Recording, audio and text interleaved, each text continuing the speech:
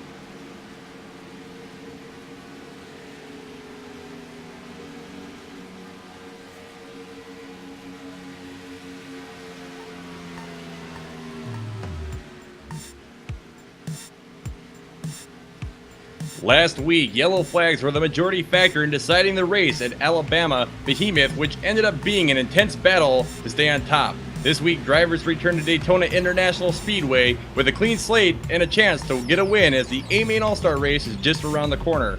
Hello, I'm Brian Corwin, and joining me this evening is Sean Ambrose and Joe Peak. Our director tonight is Giancarlo Lenzi, and our camera sets are provided by Dougie Beard.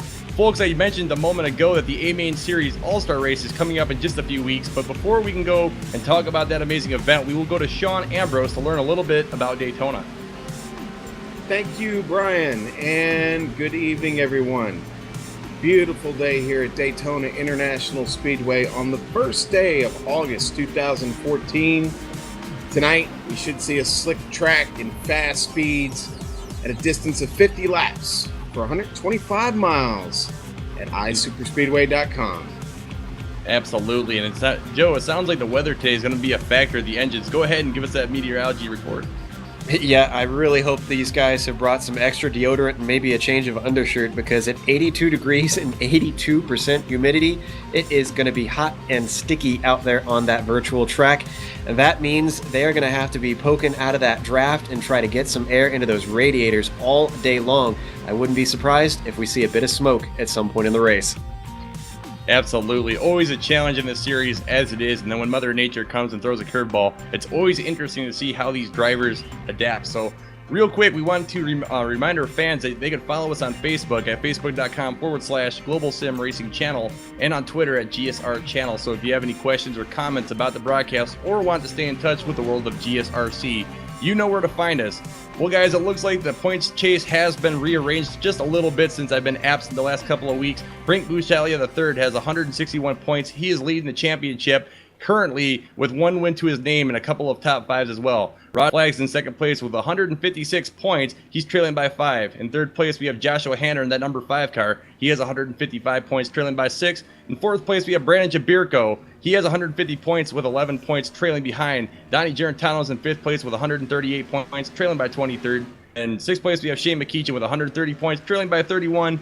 In 7th place, we have Mark Jorgensen with 128 points, trailing by 33. In 8th place, we have Rodney Wofford in that 7 car. He has 127 points to his name. Dana Osborne's in 9th place with 122 points. And then Chris R. Jennings rounds out the top 10 with 109 points, trailing by 52. It's going to round out the top 10, of course, for the championship. We have more time. We will go down some more of those names and see where everyone is as far as relative position to get into that all-star race that we've been talking so much about. But now we have to go over to Joe and talk a little bit about the stories of the race and upcoming event on August 22nd, I believe. Joe, is that correct? Yeah, absolutely. Like you said earlier on, the big story of this race is the All-Star race coming up, so guys are running out of chance to try and qualify for that one. Like you said, Friday, August 22nd, that'll be 75 laps, which is 200 miles around Talladega Superspeedway. And the guys that are going to be eligible for that one are all A-Main winners from Season 1 and Season 2. On top of that, you have the top 10 and the championship points from Season 1 that are able to get into it. So guys have even more incentive to go for the win today. That could mean a few extra risks being taken at the end of the race. And absolutely, and we're talking about taking risks and trying to get those extra wins, and a lot of it's going to come down to pits.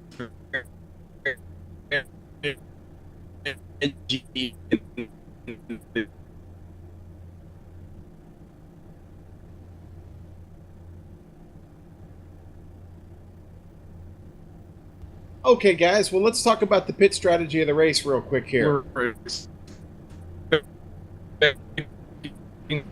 Absolutely, and I'm afraid, Sean, it's being a little bit green to this one. You know a little bit more than I do. I've done a bit of super speedway racing in my time, but you'll have to educate me a bit on what these guys are probably looking for when they duck in. Well, okay, Joe, what we're looking at probably here is, we've got 50 laps, so we're looking at probably, your fuel window here is 30 to 32 laps, what we've seen so far.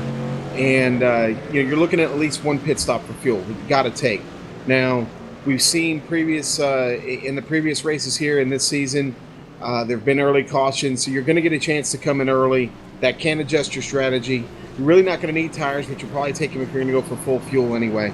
You're going to get 2 free quick fixes, so if we have any early yellows, which very well could happen with this track tonight or today, you're going to get 2 quick fixes per the league rules, so it would bode well for you to come in immediately. If you get wrecked up, go ahead and come on in, get it. You've got another chance to fix your car if you need to. But tonight the strategy is going to be, let's go hard and fast, avoid the yellow flags, get as long a green flag as we can get, and then come on in and get some fuel, or stay out and wait and hope on another caution to get to that halfway point.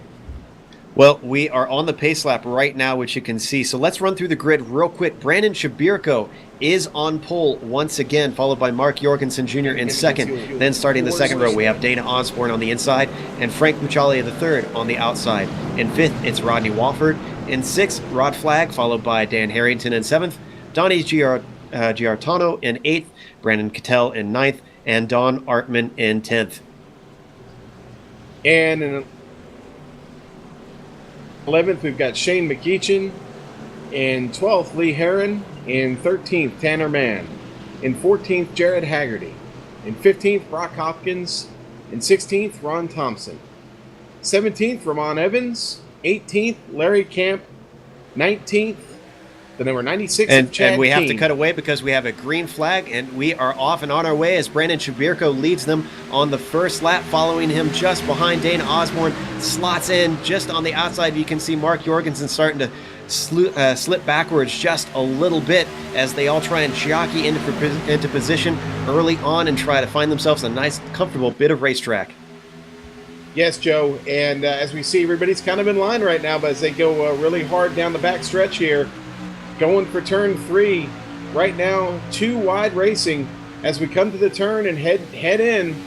Everybody looking pretty good here so far. 2 cars up there by themselves trying to make it work on the outside line, the 81 and the 94.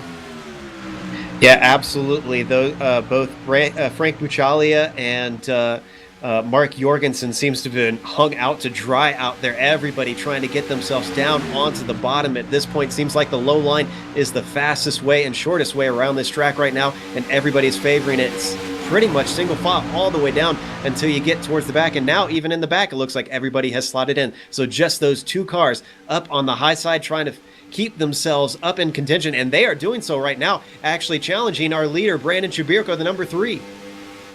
Yeah, they sure are, and right now it looks like they may have, oh no, but the 94 goes up top. Looks like he might have needed some fresh air. He got a little bit loose, but Frank Bucciella had to move up the track just a little bit there, and now he's falling back, and unfortunately has left Mark Jorgensen out there by himself and not able to make up much ground. In fact, losing it now as they go across the stripe.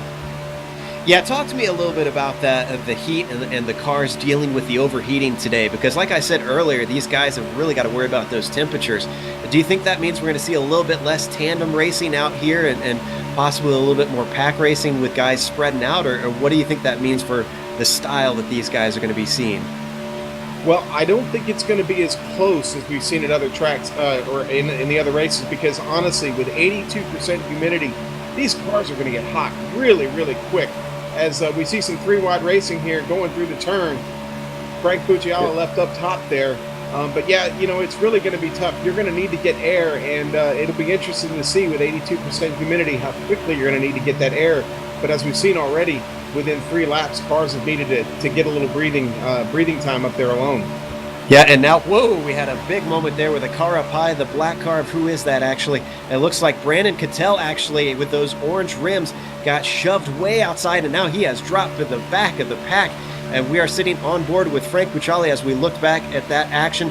Now looking up ahead on the Wrangler car, the number 2 slots down to the inside to get himself a little bit of space, has that momentum going as he moves a little bit farther forward and trying to get him a little bit closer up to the front, but mostly clean racing. And now we've got 2 lines going quite well on both sides of the track. Yeah, last week's winner, Joe, Brandon Cattell, kind of got hung out there and slid back really quick there. But he's managed to get back into shape here and in the draft right now, following the 83 of Ramon Evans, although he's dipping low now through the turn. He looks like he's going to be okay. It doesn't look like he suffered any real damage. So last week's winner, Brandon Cattell, making his way back up through the field here. And I think we may have sorted out some of our gremlins here for poor Brian. Brian, are you with us? Yes, sir, Joe. I'm just loading up the sim. I'll be back with you in a few moments. All right, well, as we wait for Brian to come back, we've got Brandon Shapiro in the lead on the low side with Rodney Warford on the high side in that number 7, that red and white car, trying to keep him in check. As you can see, everybody just kind of jockeying around, just trying to get themselves a nice bit of racetrack at the moment. Still very early in the race. At what point are they going to be thinking about pit stops and starting to bring strategy in this thing? Well, if we can keep this thing green flag, I mean, they can go close to 30 laps without having to worry about a pit stop. So that's when we'll start thinking about it. But I think that window's about 25. I think you're going to see somewhere between 25 and lap 29 if we stay green here, where they actually start thinking about a green flag pit stop. Absolutely, and Wofford has dropped back just slightly from Chibirko at this point, so he's going to be able to edge him to the line up, or is he not? Actually, Wofford's coming right back at him. He's got a friend helping him out there behind him. That is Mark Jorgensen once again in line, and they've actually got some lap traffic coming up on the high side. Everybody's going to have to squeeze down, give them some room. Looks like everybody's going to get through. What about that second pack? They're very high up there, and that was Jared Haggerty having a close time as everybody cleanly gets by. Yeah, not sure what happened to Jared Haggerty. Not sure why he fell off the lead lap, but obviously something did happen back there, and he's now going to be a lap down to the field. So yeah, that's pretty interesting. He did a great job of staying out of the way though, and everybody avoid getting into him. Not sure if we could send a spotter back to figure out what exactly happened to Jared Haggerty that sent him so far back like that. Whatever the case, yeah, that's going to be tough for him to come back. He's going to need a lot of luck and maybe a few yellows along the way. Whoa, and we've got a wreck in the back. Oh, yes, who is that? Do. Number 77? That is Tanner Mann. Tanner Mann, how exactly did that unfold? Let's see if we can get a replay. That was coming onto the tri-oval. That's the 17, actually, that I called that wrong earlier. You can see as they're coming up through turn 4, through NASCAR 4, now up to the tri-oval. Man on the low side there. Yeah, you had Tanner Mann and Brock Hopkins, unfortunately, get into it. It looks like, Tanner just got all of a sudden kind of broke loose to the right just a little bit and got right across the front of our friend Brock Hopkins there, and both of them into the wall. Not a good way to start the race. Yeah, it looks like he drifted just ever so slightly high, maybe thinking the lane was open and Brock had nowhere to go. He had a bit of a thunk on that one, but he continued on. Meanwhile, he's got a smoking engine, so it is could be an early retirement for him. Now, I'm not sure, do they have spare cars in this series, Sean? Yeah, they're going to get 2 quick fixes, and Mann's going to make it back to the pit, so he'll be able to fix that thing up and get back out here without losing a lap, hopefully. Well, yeah, no, he's not going to lose a lap at this point. It's the yellow's out, and so he's going to be in good shape. And Brock Hopkins is going to get his chance to come in and fix his car up as well. I think you're going to see the leaders stay out here, though. I'd be surprised if they come in. Yeah, after only 9 laps in a 50-lap race, it's just a little bit early, but as the pace car picks them up, we can see one of our cars on pit lane there getting repairs. Rodney Wofford is currently leading with Brandon Shapiro in the number 3 in second. Mark Jorgensen is holding down third with Dana Osborne in fourth and Donnie Giartano in fifth. So those are our top 5 after less than 10 laps into this race. Yeah, and we already see cars riding the apron down here. Guys trying to conserve a little bit of fuel on the flat spot of the track here. Probably riding in 4th gear, just taking it easy. Strategy is starting to come into play. So you can save a little bit of fuel and take a chance. You could be in good shape here with your pit strategy. Absolutely. We see a few guys possibly faking. No, they just a few there. But look at Brandon Shabirko actually does go in. In fact, he's followed by, who is that behind him? That is Rod Flagg, and then Frank Bucciali III also go in. So a few guys taking a risky early strategy here. Are they banking on a lot of cautions perchance? I think they are. Yeah, I absolutely think they are. But Dana Osborne with a little tomfoolery there took that fake kind of deep, almost got in the grass. Well, since we are on a little bit of a break in the action, Brian, have we got you back yet? Absolutely, and I happened to catch that Tanner Mann incident just as I was logging in. Tanner Mann, went for quite the ride, and it's unfortunate for him because last season, at the end of the last season, going into the shootout before the season, he was a very consistent and good driver, and it just seems like everything this season hasn't really gone his way. Also with Rodney Wofford, he's one of the best pushers in the series with all the big talent around him. He's up in the lead right now. That was an awesome fake move, so I did catch a little bit of action before coming back and seeing the accident happen. Oh, we're glad to have you back. Now let's actually look at a replay on that fake out and watch some of that great action. And as soon as we say that, we have some more technical gremlins, as well as I can't speak right now, apparently. But we have got our picture back, and right now we're looking at the number 7 of Rodney Wofford, our current leader. So I guess we won't get the replay of some of that fake out. Well, it's okay, Joe. Hang in there. You're doing a great job, buddy.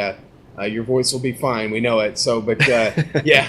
Rodney Wofford right now sitting down there, as we were just talking about a few minutes ago here, sitting down there riding the apron, conserving a little bit of fuel. We still got at least 2 more laps here around the track under caution. So, he is doing, like I said, a good job to save fuel. Dana Osborne, again, deciding to stay out and not go in. Keeps position there up there in 3rd, and Mark Jorgensen going to start on the outside in 2nd there.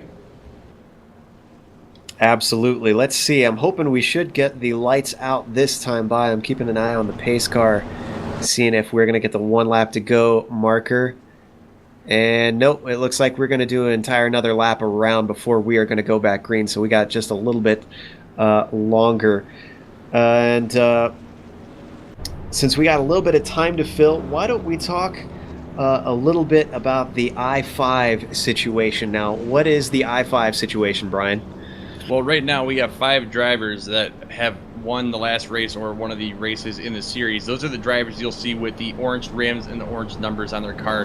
Not all of the drivers that have the orange numbers, however, are part of the I-5. That is a special main series perk to help put a little bit of cash in your pocket. Basically, the eligibility says the top 5 finishers from the previous weeks or race are eligible. If an eligible driver wins the A-Main race, I assume they mean here, they win a $5 iRacing dollar trophy, and a trophy. And if there is no winner, the $5 rolls over to the next week. Now, to be eligible and to meet the requirements, a driver has to have, of course, the orange number. It's a specific number code, so everybody has identical colors. Drivers who are eligible but do not run the correct color will not be eligible for the bonus, so they forfeit any chance for the prize. And only drivers eligible for the bonus can use the color orange for primary card numbers and wheels. Regular use of the color orange for paint schemes or secondary card numbers is allowed, but probably not looked too highly upon, because that can really throw out the commentators up here in the booth. That's for sure. And also talking about some of these finishing positions and everything. This is a championship, even though they only go to 2 different tracks each week. Just if you're new to this, they do get 43 points for first place, 42 for second place, 41 for third, and so on down the line. So these guys are fighting for points all the way down, no matter where they finish. So at least they'll get a little bit of something, Sean. But I'm sure they all want that 43 up at the top spot. You bet they do. And just looking down through the field here, as we ride around here under caution flag, Jared Haggerty was the lucky dog and has gotten his lap back. So he is back on the lead lap. We saw him dropping back and avoiding the pack as they came by just before that yellow flag. So he is the beneficiary of that flag coming out. Unfortunately, Brock Hopkins is not, and is still sitting in 19th place, which is dead last in this whole field currently. So he's going to have to hope for another caution. You can see they are now lining up 2 by 2, and with the pace car lights off, that means that we are going to go green next time by, Brian. Absolutely, and I'm really looking forward to this. We got Rodney Wofford on the front, and also the number 2 car, that blue and yellow car, Dana Osborne, or excuse me, that's the number 8 car. The number 2 is Donnie Garantano. Also, just 2 really high-quality drivers up in the front of the pack, hopefully trying to outrun Brandon Jaberko. But, earlier on in the season, we've seen Brandon come as far back as the second-to-last position, and within 12 laps, get the lead and then take off like a bat out of where. So, there's a lot of talent in this field, and it's just been a very good season for racing here at these super speedways. And, Sean, I didn't get to hear your pick, unfortunately, because my internet went out. Real quick, who did you want to win? We actually didn't do picks tonight, but I was... I was going to go ahead and pick Brandon Cattell. I liked him for a second win. This is his favorite track. It's his home track. Guys from Florida. It seemed very confident last week about his ability here. Currently, we see Brandon here in the back of the pack, but that may be by design. Brandon may be just kind of laying back on this one and let the game come to him. So we're going to see. But Brandon Cattell, I think, is a strong favorite for this one.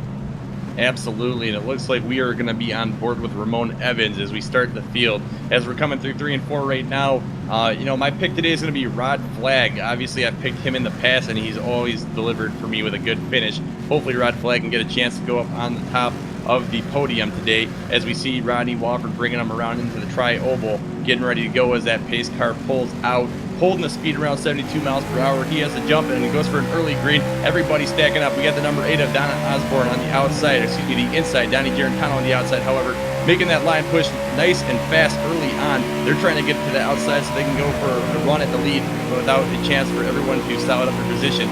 Everyone on the bottom side looking nice and clean. We got a few cars jumping around here and there, but right now, number 7, Rodney Wofford, has the number 8 of Dana Osborne trying to push up to the front of there, Sean. A very good, clean start here on lap 13. Yeah, as we look through the middle of the field here, pretty clean start as well, but right now we've got a lot of 2-wide racing here. Looks like several guys are going to try and make this outside the lane work, as we see right now the 96 get a little high and comes back down, but on the outside there, the number 3 of Brandon Jaberko trying to make it work up top there as he makes his way up through the field, kind of sitting back right now in about 10th or 11th place here. Absolutely, and right behind Ramon Evans in that 83 car is also a little ways back from the pack in the front of the top 4. However, he has a lot of help behind him because everybody is going single file, trying to keep a lot of that open space above them nice and clean, just in case their engines get hot. That will give them room to stick out and get some cold air on that tires or engine, excuse me, as we see everybody scattered now below that yellow line. I didn't see what caused that. Did you guys catch that? And we've got a caution, it sounds like. Trying to figure out what exactly went down back there. Yeah, I'm trying to look here myself, guys.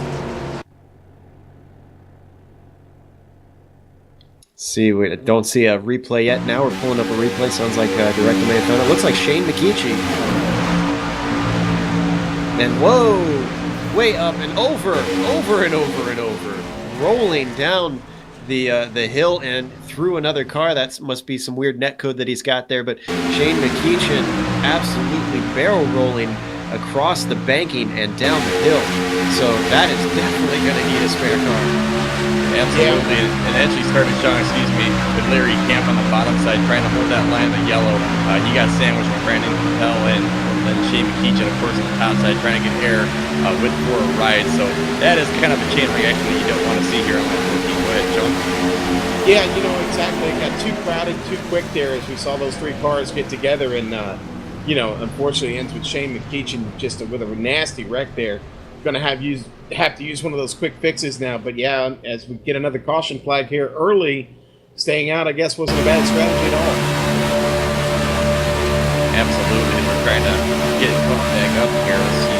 Rodney Walker, I do believe, just going to hold on to the lead for that stint. He had a good jump out the door, but had quite a few cars already on top of him before he got a chance to really get a draft going. The outside line today, with all the extra humidity and heat, doesn't seem to be very popular. Those cars obviously are sliding all over the place on that upper line. Trying to stay off the wall is probably the best way to go, so we'll probably see quite a bit of single file racing there, Joe, as these guys try to make it through another, we're at 50 lap race, we're on lap 15, so at least another 35 laps. Absolutely, and it kind of makes me wonder about Brandon Shabirko and some of these other guys called to go in this early.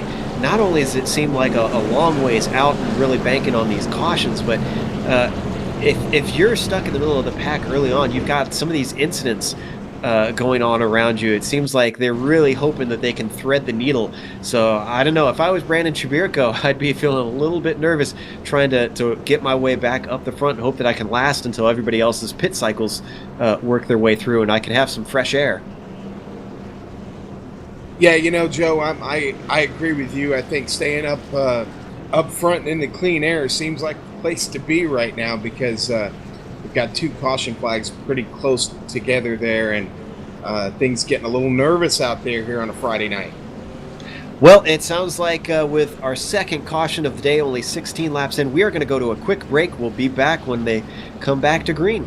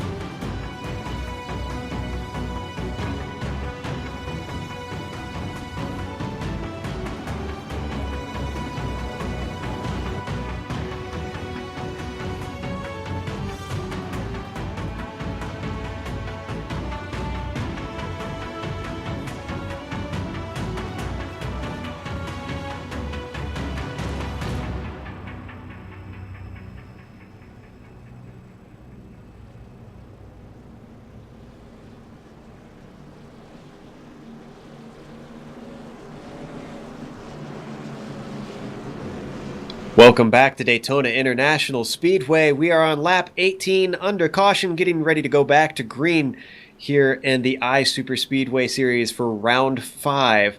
Right now, Rodney Wofford leads the way with Mark Jorgensen starting on the outside. Dana Osborne starts in 3rd. Donnie Giarratano starts in 5th, and then Ramon Evans starts in 5th.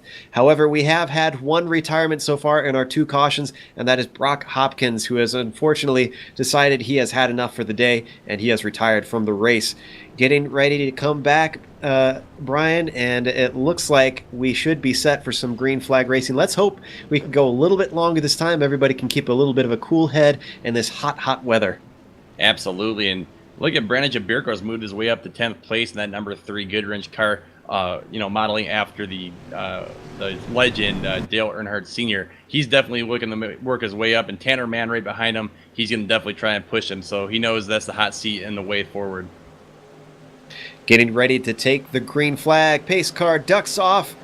Getting ready to start lap 19 here at Daytona International Speedway. Rodney Wofford gets a good jump, starts to pull away. On the outside, Mark Jorgensen has no answer and is slotting backwards as the 2 lines try to shuffle and find themselves some order here into turn 1. And it looks like now everybody's got the momentum with Mark Jorgensen coming back up on the outside, a few ways back on the higher side. Everybody's starting to drop farther back. Close moment for Brandon Jabirko, who almost ran into the number 99 there as they were drifting upwards and downwards simultaneously on the banking. Yeah, looks like that was the 99 of Don Artman. Totally got bumped by the bottom line there. I saw one of his wheels locked up, and that you could just really get a sense of how hard it is to drive here today. Also in the number 2 car, Donnie Giarratano working very hard to get the car in front of him moving. Looks like he has a parachute on, though, because there's just no speed on the outside line today, Joe, and they're just having a heck of a time trying to keep going.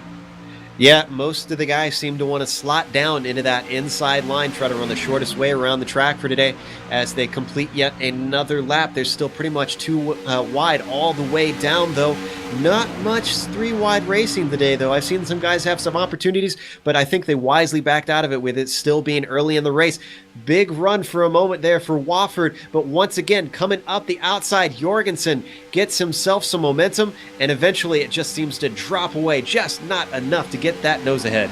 Absolutely, and car. The 22 is spinning. The 22 is spinning. Bunch Lee of cars. Heron is Brandon around. Jabirko is involved in that. We've got Tanner Mann involved once again. Chad Keene involved. Jared Haggerty. Let's see, who is that in the black car? That's Brandon Cattell. Last week's winner is on the low line. Went through the grass. Not sure if he made any contact. Shane McKeechin once again has damage, it looks like. So a number of big runners have taken some hits there, Brian. Yeah, and sounds like we have a replay, though, Joe, so I'll hand it back to you. Yeah, and that was kicked off by the number 22 starting to get just a little bit wide. We looks like we came in at the end of that. Some absolutely violent hits for some of these guys, especially Jabirko, and that number 3 just went for a ride. And it looks like we are looking in the middle of the pack. We're going to see it unfold here. You'll see the number 22 start to drift up a little bit high, and then someone tried to get under him. Oh, and that was actually Jabirko himself. Drifted up a little bit into him, and they came together, and that just set off a chain reaction, and there was nothing doing for everybody back there, Sean. Yeah, that was pretty messy. And it looks like Lee Heron, the number 22, looks like he decided to move on for the night, as I see he's disconnected from the race. So, yeah, and Brandon Cattell wrapped up in that as well. He's gone, just left the server as well. So, yeah, that was a bit of attrition there already happening, not even halfway point of the race yet. Brian, this seems to be very much touching on what I talked about earlier. You run a big risk if you hit early and get yourself stuck in the middle of that pack. Anything that goes down, it's almost unavoidable in this small of a pack.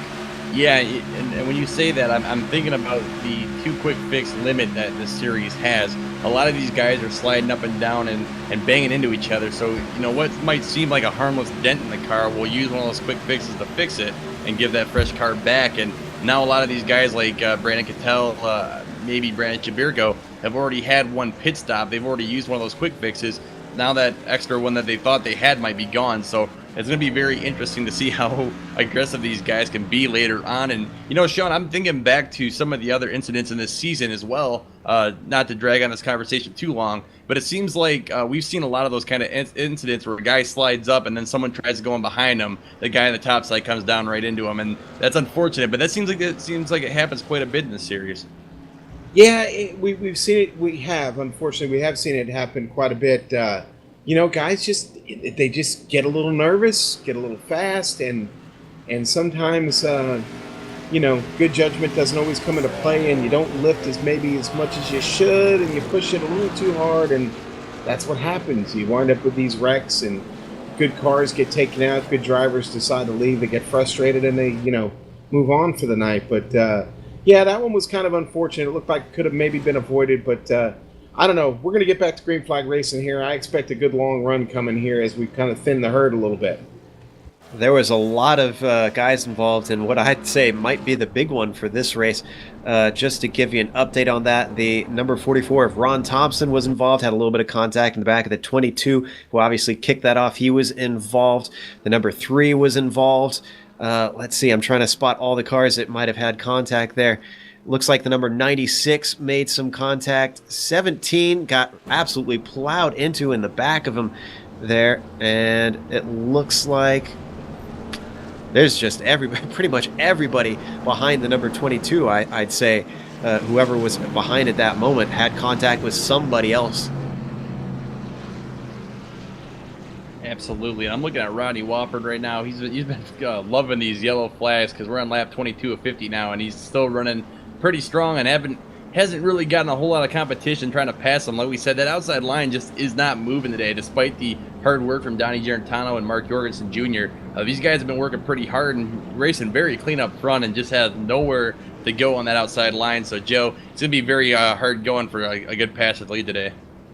Now, the guy that I've got my eye on is Frank Bucciali III. He's one of those guys that made a very early pit stop, currently sitting in 7th, so he's made his way up through the field mostly. He's out of most of the action at this point. If they manage to get green flag racing through the rest of us, and honestly, even if they do manage to get some cautions to get some pits for these leaders, Frank is sitting pretty at the moment because we've had 3 cautions now in the first half of the race. We're only on lap 23.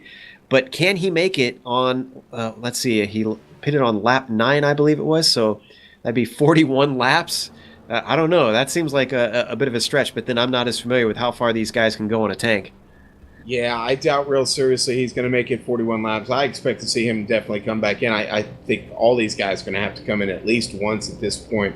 Here we are coming, in lap 23 and still have another full lap to go around. So I think... he's definitely going to need to come in again. There's no doubt about that. But, yeah, unfortunately, there were a lot of good cars caught up in that last wreck. But, here's the good thing. They got a quick fix. They're back in the race. And, anything can happen at this point. That high line, I don't think you want to be up there tonight. It's a little slick, a little loose up there. And I think the lack of rubber up there from the unwillingness of a lot of these drivers to go up there is, going to keep a lot of these leaders down on the inside. Well, I don't know how many NASCAR fans or Murray Walker fans, but to quote the great Murray, in racing, anything can happen, and it usually does, and that is especially true in superspeedway racing, Brian. Absolutely, and I just want to do a shout out to some of these guys and their hard work with the paint jobs. We see a lot of good ones out there in the field. My favorite ones, of course, is Brandon Shabirko. He has a Dale Earnhardt Sr. Tribute car. He seems to change the color scheme every once in a while, but he's always representing the number 3 pretty good. We got Rodney Wahlberg, the race leader in the Rage Fan or Race Fan Incorporated car. Very cool. And then I see a couple cars with some kind of woodland camo on there, Real Tree and Bass Pro Shots. I wonder if we got any fishers or hunters out here in this group. All good job on the paint jobs, guys, and keep up the good work. I'm especially partial to the number 2 Donnie Giarratano and the Wrangler car. Takes me back to that would be actually that's a really old Earnhardt, isn't it? Back before he was a good wrench guy. Yeah, I mean Sean knows more of the history on the paint job. Sean, go ahead. Yeah, that in fact that is old school Earnhardt, the number 2, and that was an early Richard Childress entry actually. Yeah, Go ahead, Joe. I was going to say, I remember seeing clips. I'm trying to remember which race it was, but it was at Charlotte. It was him and Bill Elliott, I want to say, and the famous slide through the grass and still held on to it. Those are my memories of that great Wrangler car out on the NASCAR tracks in the old days. But we are getting ready to go back to green. You can see they are double file. Lights are out on the pace car. Rodney Wofford currently leading the way, followed by Dana Osborne, Mark Jorgensen in third, Donnie Giordano in fourth, and Ramon Evans in fifth, which is getting to be familiar names in these top fives. They've been switching around just a little bit, but everybody in the top five seems to be remaining there and keeping out of trouble, getting some clean air. Coming around NASCAR 4, we are getting ready to go again soon. So, Brian, why don't you take it away? Absolutely, and like we said, Rodney Wofford got the lead as we come around turn 4. He will have the control of the acceleration zone, as does always the leader of the Oval Series. On the outside, Mark Jorgensen Jr. looking to get a good start, hoping that the number 2 of Donnie Giordano can give him a good push. On the bottom side, we got the 81 of Mark Jorgensen Jr. getting ready to go, as he's already on the bumper, the number 7, and we already see the 7 going. Everyone's freight trading. We got the 81, the 83, the 94, and the 99. Bumper to bumper, and everyone's spinning it all the way through the finish line. We've got a caution again. Who is this? Frank Buccialia, Dana Osborne, and I believe Ramon Evans also was involved in that. Commentator's curse. I have to apologize to Frank for saying he's looking good.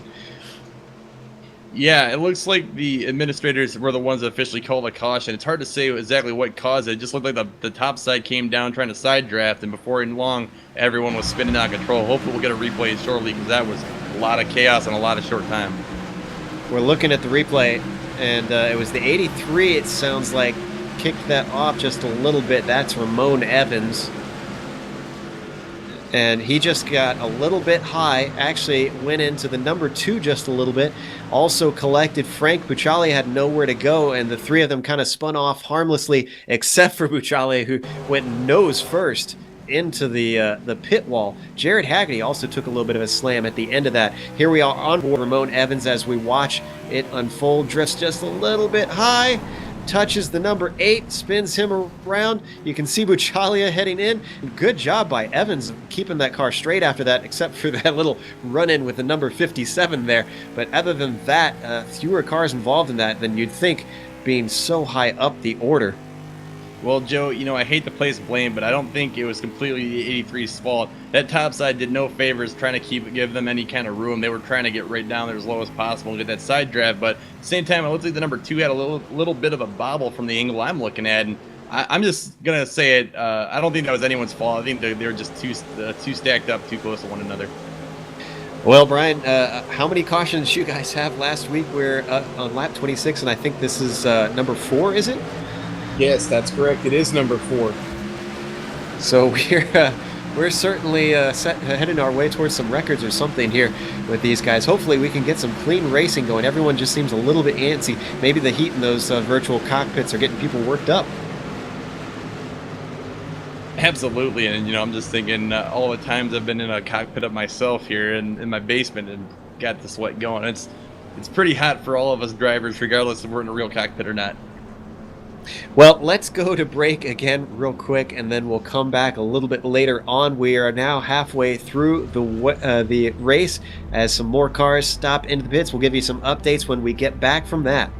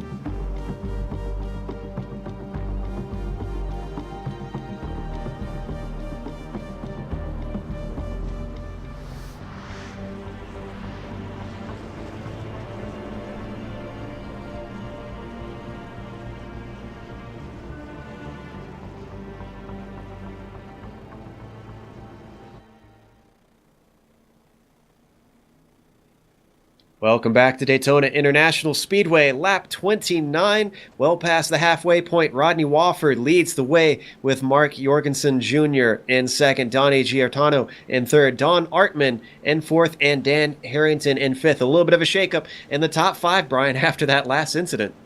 Absolutely, and as you just said, a couple names moving forward, namely the number 99, Don Artman, was running mid-pack, a little bit ways back, but in fourth place, Don is definitely in a good position to move forward and try to get a run at the lead. I'm also looking at Ron Thompson and Dan Harrington. Both of those guys, the 82 and the 44, have moved their way quite a ways up. And, of course, we have guys like Brandon Jabirko moving a little bit backwards, but right now, currently, Brandon is in 8th. So, again, a little bit of a shakeup. Yes, that would be a good word for it, Joe.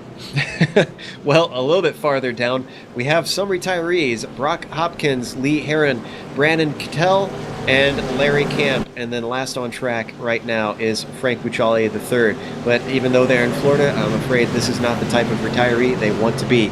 Green flag's about to come out, so I'm going to hand back to Brian. All right, well, let's see if we can get a little bit better start now. We got the number 7 of Rodney Wofford with the number 2 already on top of him, and that would be Donnie Giordano. Looking for a better start. Everyone is a little bit wider spread out. You can definitely tell that those tempers have been checked a little bit. Now we have everyone up to speed. Rodney Wofford takes the bottom side. The number 2, Donnie Giordano. Excuse me, I believe I'm on replay. Let's take a look here. Rodney Wofford still, however, in the lead, and we got cars everywhere just scattered. 3 wide, 44 is on the top side, Joe. It looks like a whole lot of chaos, but at least they're getting it done. Yeah, in fact, he's 3 wide right now. They got the 23 squeeze, and just below the number 8 starts to move up the line. Very nice move, using that momentum and try to get himself a little bit farther up. Yeah, the 44 got really loose up there towards the front of the pack, and now it's just dropping back like a rock. As we see 2 packs start to form, literally, there's a good second. Oh boy, the 99 is loose. 99 and the 44 have just gone around off the track. Well, it doesn't seem like a caution is out yet, but yeah, I guess caution is in fact out.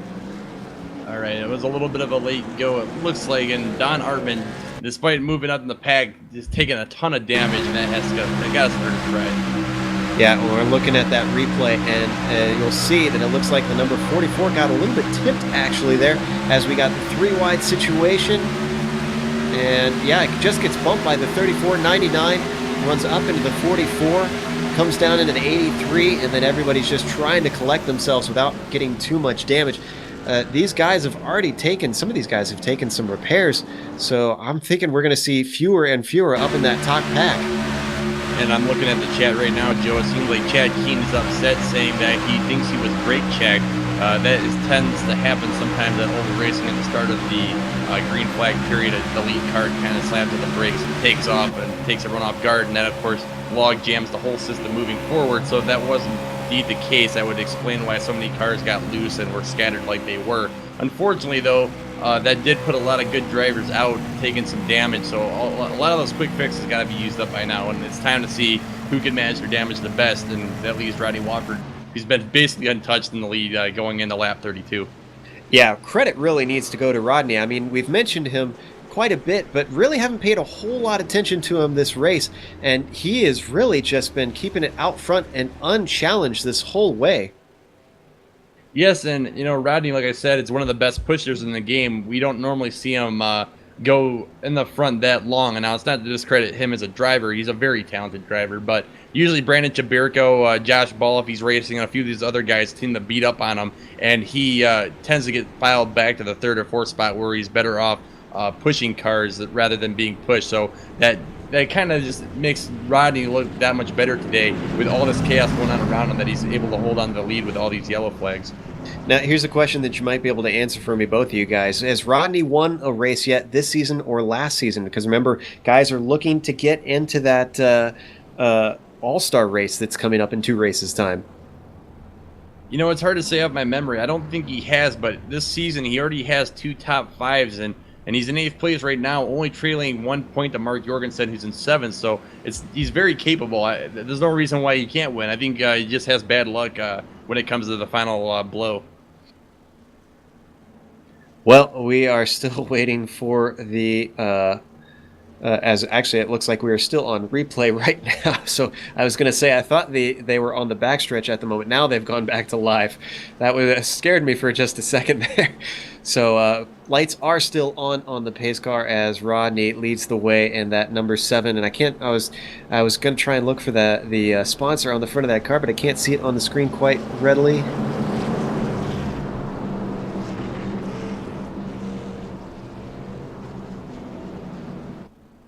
All right. Well, we are waiting. We've still got a whole nother lap for these guys to go. I'm not sure if they're going to be going green this time by, because I lost track of how many laps we have done on this caution. This is number 5. Bit of amusing chat I can see going on in the chat box there. Number 94 has a runny nose.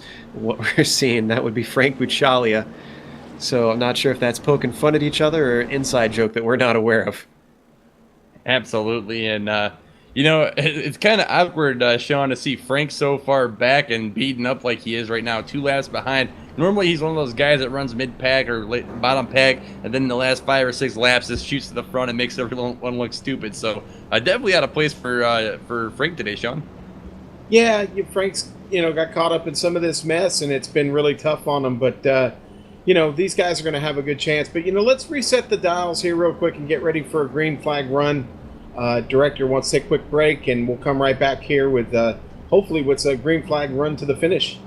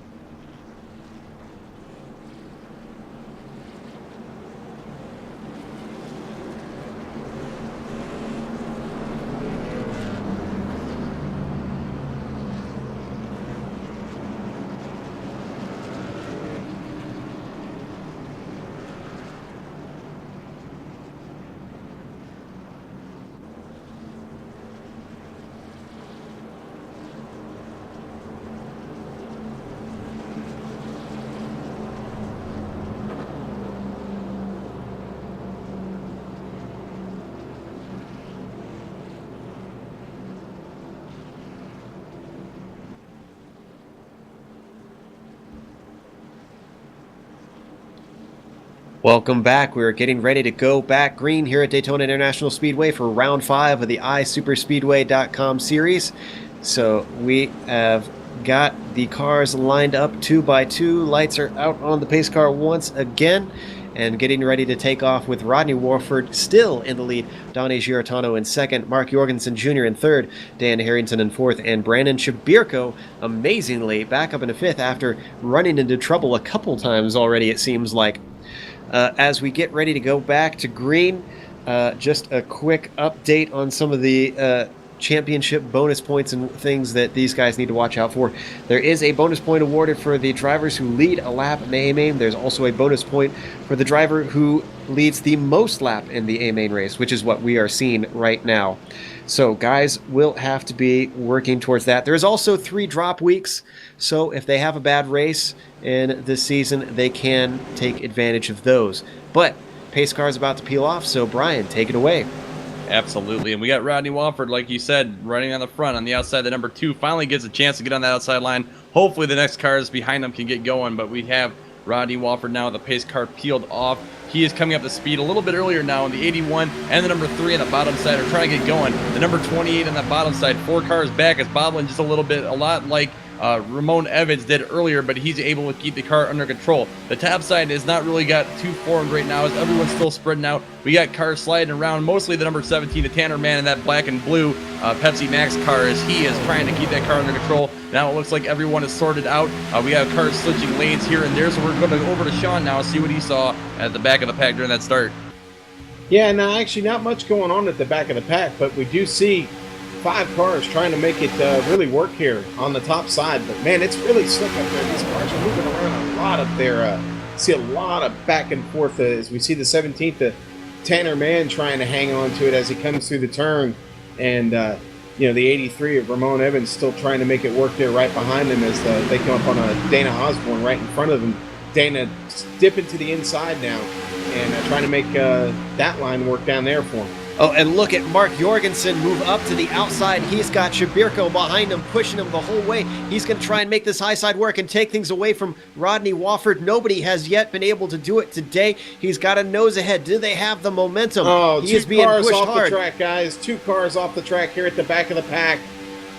Well, it doesn't look like yet that the admins have thrown the flag, so they're going to keep racing. And Mark Jorgensen, or excuse me, did we get that flag finally? No, we did not, but it's Frank Buchalia III and Ron Thompson who got caught out, and let's head back to the front. Absolutely, and so Rodney Walford got left behind, it looks like. He's stuck on the bottom side. Everyone has moved to the top, so we have the 28, I believe, and then the Brandon Shabirko is in the front of that line. And on the bottom side, Mark Jorgensen, the junior, comes back down to help Rodney Walford out, as Rodney Walford is a very good pusher, as we talked about several times in this series and tonight. Rodney is now in the hot seat, and he is a very now capable of pushing him to the front of the pack once again, as we see both sides equally matched finally in this race. And Jorgensen is going to get that lead a lap bonus for being in front of the last lap by, but we've got 2 pushers, guys, finally starting to work together, or at least I thought we did for a moment. Now Brandon Shabirko starts to drop back and slots down to the lower line and hangs, let's see, that's the number 23 out to dry up on the high side, who is sliding back. Whoa, tries to get down low and has to jump back out of it as he was looking to get behind the number 2, but there's nothing doing there. Just a little bit of contact down on the low side. That's Shane McKeechan on the outside, who just made contact with Dana Osborne, but they're both able to keep going. It looks like everything's okay. The number 2 gets a run up on the outside. That is Donnie Giarratano. And speaking of the number 2, you made an interesting observation about the use of that number, Sean. Yeah, actually, that was Richard Childress's number when he was a driver, and that was Dale's number with Richard in their first car together. So a lot of history in that Wrangler car there, trying to work the outside. Whoa, huge bobble from Shabirko, trying to hold on, coming out of NASCAR 4, but they're still together, and coming to the line, it is still Jorgensen in the lead ahead of Walford. Yeah, right now, Rodney Walford has to work very hard, obviously. That outside line's definitely clawing and scratching for every bit of room they can. Brandon Shabirko can keep that car very steady, but I don't know about Donnie Giarratano as far as pushing goes. Further back, we have Dana Osborne and Shane McKeechan both working very hard trying to get each other going, but there's not a whole lot going on there, so they go back to double file. Right behind the number 7 car is the 96 of Chad Keane, working his way up through the field. He is bottling left and right a little bit, but he's in the draft and working very hard as well to keep that car moving. But right now, Rodney Walford pushing the Mark Jorgensen Jr. to the front of the pack. We're going into lap 40, only 10 laps to go, Joe. Getting down to the end of things, and you can see already these guys up front getting more and more racing. Jorgensen still leading the way this time by. If you're Rodney Walford, Sean, I mean, you're kind of packed in because you got these guys on the high side keeping you down. How do you keep that car cool? Yeah, you don't. You push it to the very limit, as we see Rodney doing right now, and hope that you can maybe clear this guy, the 3 car, but it doesn't look like it's going to happen here, as he's getting help now from Donnie Giarratano here up on the outside. You know, Rodney's in a tough spot right now because I know his temperature gauge has just got to be going through the roof here at this point, as he's still stuck there behind our leader, Mark Jorgensen. And doesn't seem to be willing to give it up at this point. Now he's starting to get a little bit of a gap, and you can see immediately tries to poke his car out just to get that little bit of air. a little bit of a gasp, and now he's back into line. Just behind him, Chibirko in the black and white, number 3, gets down to the low side and leaves the number 2 out to dry, up on the high side, as we've got a 1, 2, 3 down on the low side now. Absolutely, and I feel bad. Well, we got cars spinning. Everyone's scattered. The 99 just barely gets by as Dana Osborne goes for a ride. Everyone, it looks like they were able to hold on, but we had cars going everywhere. That was a great save. And now right in front of the 96 car, however, Brandon Jabirko chopped down right on him. And now we have another car spinning. It was the black and green car came down on Don Artman. He's in the wall hard, holding on. Doesn't seem to be a yellow yet, unless the race admin has seen enough cars involved to be it warranting a yellow. But right now, the 81 is still in the lead. Donnie Gerentano right behind him. Brandon Jabirko pushing very hard. Rodney Walford on the bottom side, however, has a better run. I think they're going to get him in these turns, hopefully now, and see if we can get Jorgensen a little bit further into the lead. That was Shane McEachin, who took a big thump into the outside wall in 4. He is continuing on at a lesser pace, though. Back up front, it is down to 4 cars, 2 dueling tandems up here with Jorgensen Jr., Giordano, Wofford, and Chibirko, everybody wanting that precious win. Absolutely, and that number 2 car is having a lot of trouble keeping that car straight. Obviously, that outside line's been very slick today. Keep in mind, folks, they have 82 degrees of humidity, so there's a lot to worry about other than other cars. Huge moment for number 7. Got into, I think it was the number 2 drifting up, and that has caused these top 4 to check up, and that means the next 3 cars in line, it looked like, have caught up to them by the time they get to turn 1. So now the top pack that had worked up that gap has lost it in a second. Right now, looks like the 81 of Jorgensen Jr. is being pushed by Brandon Jabirko in the number 3 Dale Earnhardt Sr. car. Pro tip from those guys, if you see Jabirko coming, get out of the way because he is not slowing down for anybody. The number 2 is Donnie Giordano, 3rd place right now, followed by Rodney Walford. It's going to be very interesting now. They try the outside because Rodney Walford has had no luck trying to get up there today. He has been able to hold that bottom line very good, and that outside line's not moving. So unfortunately, Rodney Walford, once again, bad luck, has come back to haunt him, and now he is dropping back quite a rapid pace. Guys, Ron Flagg has managed to work his way up to 5th place, coming from the back of the pack, and is in contention for this race with now just 6 laps to go. We see the field kind of trying to get in line here and make some speed around this track. But guys, we're on pace right here to maybe see our first green flag finish of this season. Well, let's hope we didn't just curse it as they come around turn 3. You can see the cars continually try to peek out of that draft, just get a little bit of fresh air. And look at the 83 going way up high, and now he loses position, comes down, runs into the side of a car on the low side. I believe that was the 23. That was, I'm sorry.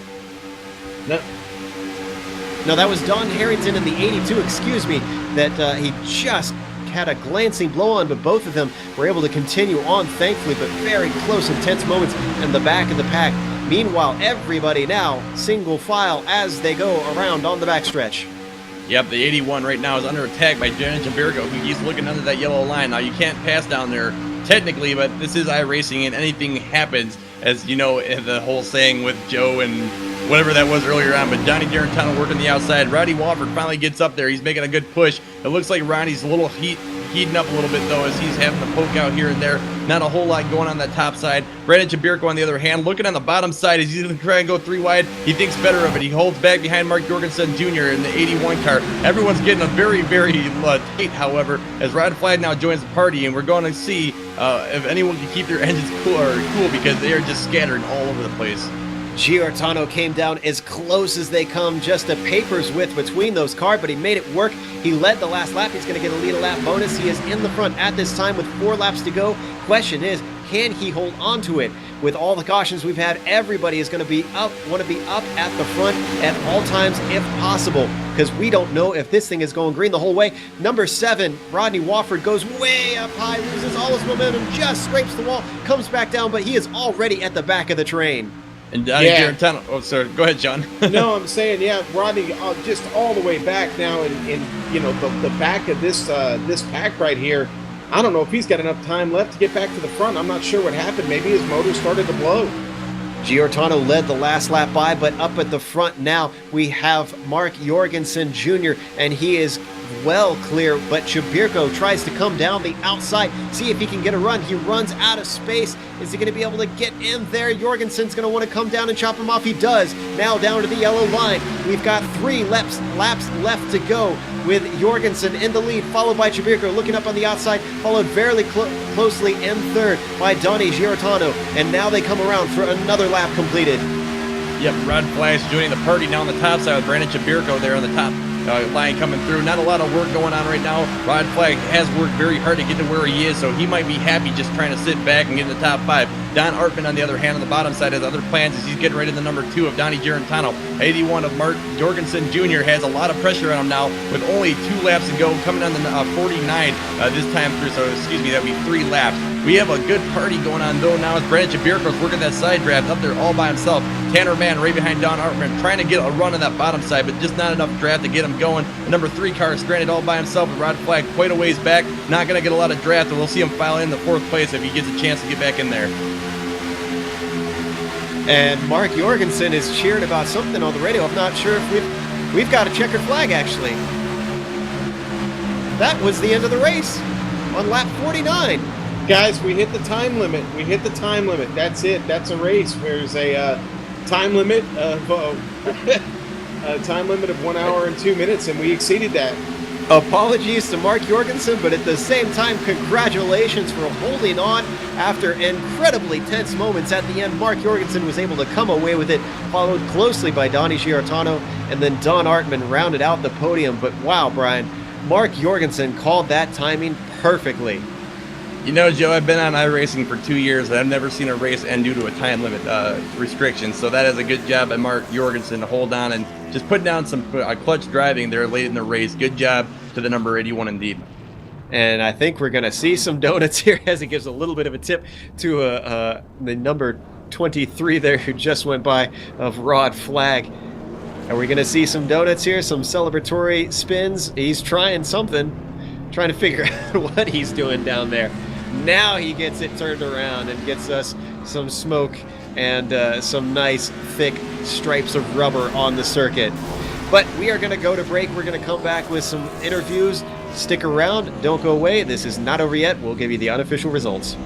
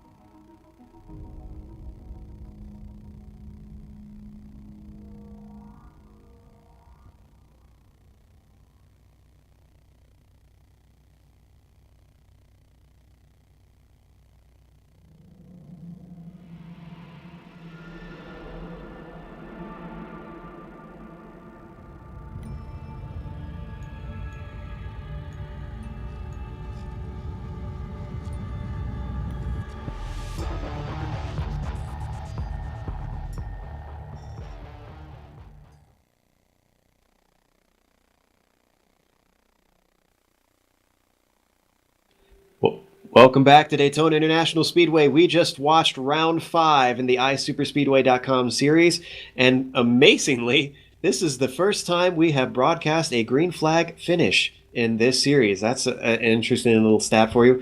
However, it was Mark Jorgensen who won it, and Donnie Giartano came home in second, with Don Artman in third, Brandon Chibirko in fourth, Rod Flagg rounding out the top 5, Tanner Mann in sixth. Then in seventh it was Ramon Evans, then eighth was Dan Harrington, and then Chad Keane in ninth.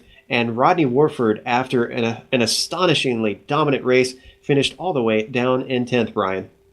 And in 11th place, we had Dana Osborne. In 12th, we had Shane McKeechan, rebounding a little bit from the early mistakes he had, or accidents, I should say. In 13th, Jared Haggerty. In 14th, we have the number 44 of Ron Thompson. In 15th, we have Frank Bucciella III. He comes 2 laps down, and then I think the rest are did not finishes. We got Larry Camp in 16th. 17th was Brandon Cattell. 18th was Lee Herron. And 19th, Brock Hopkins. And the rounded off with 20 was Josh Ball.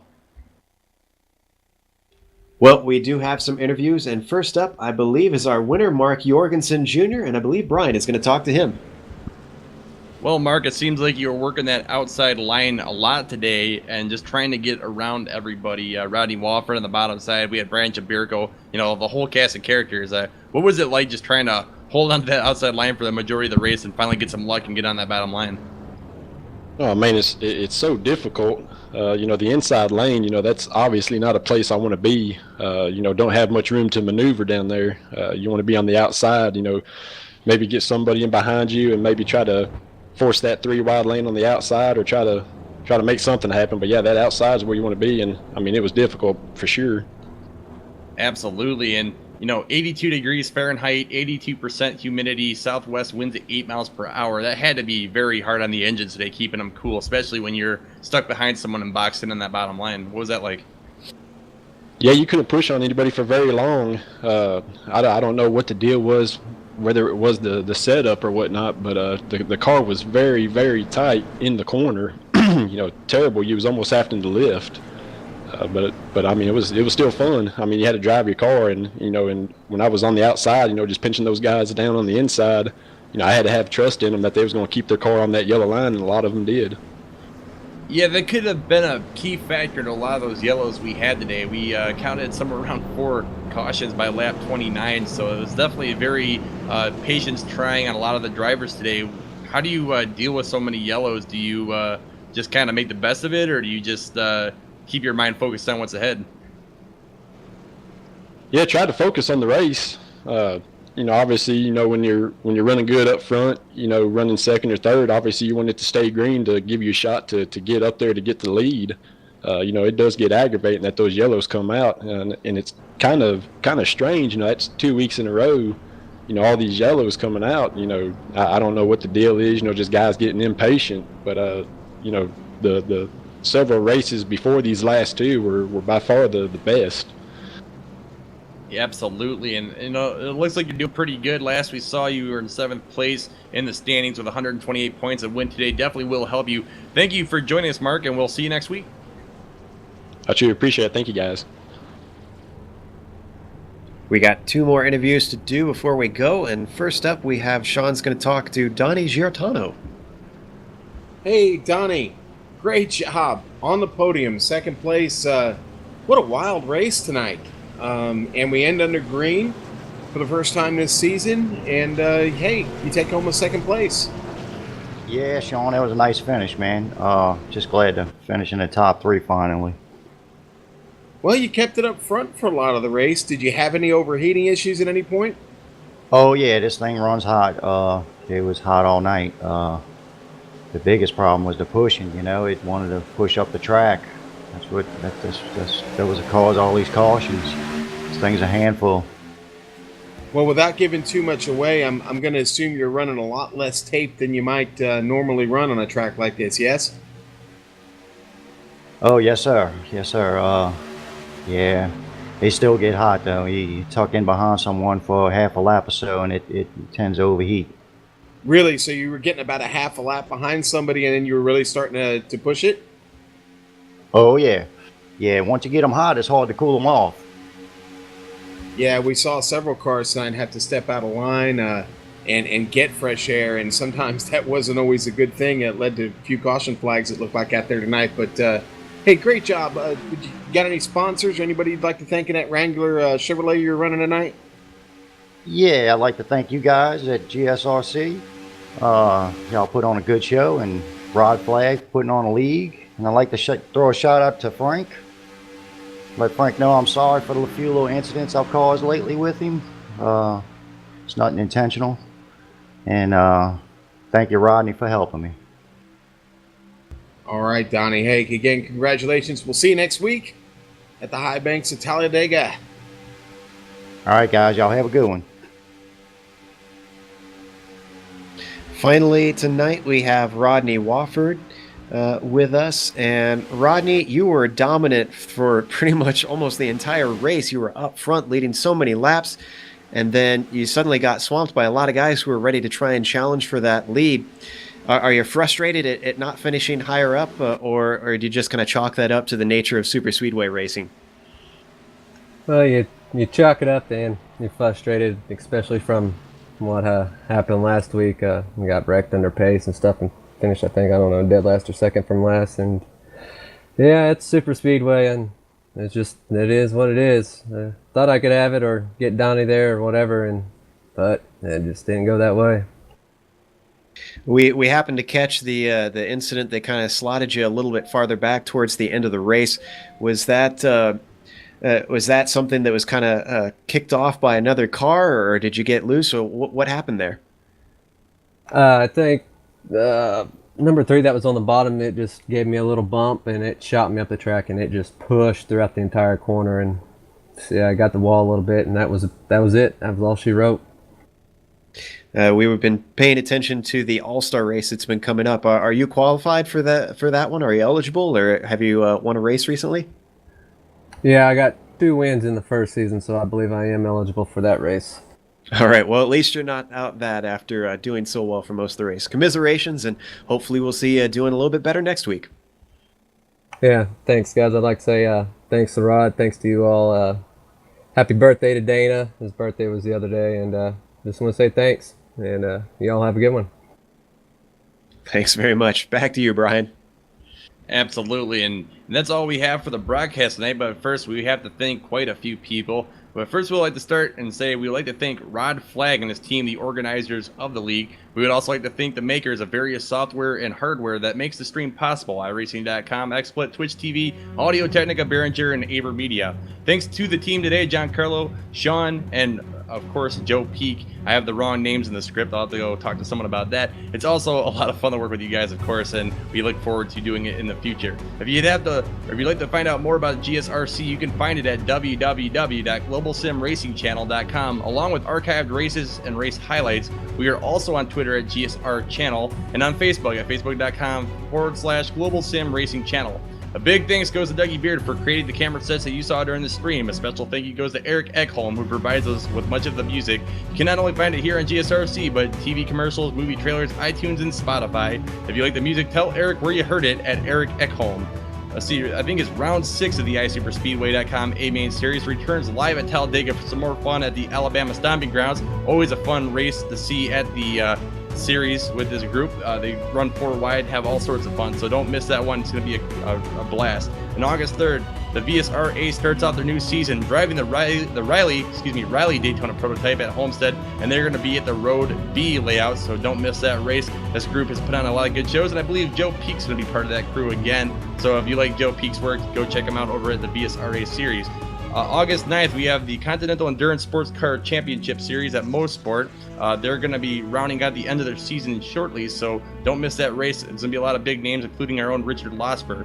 So that is all we have on the board. Until next time, race clean, race hard, and I'll see you on the track.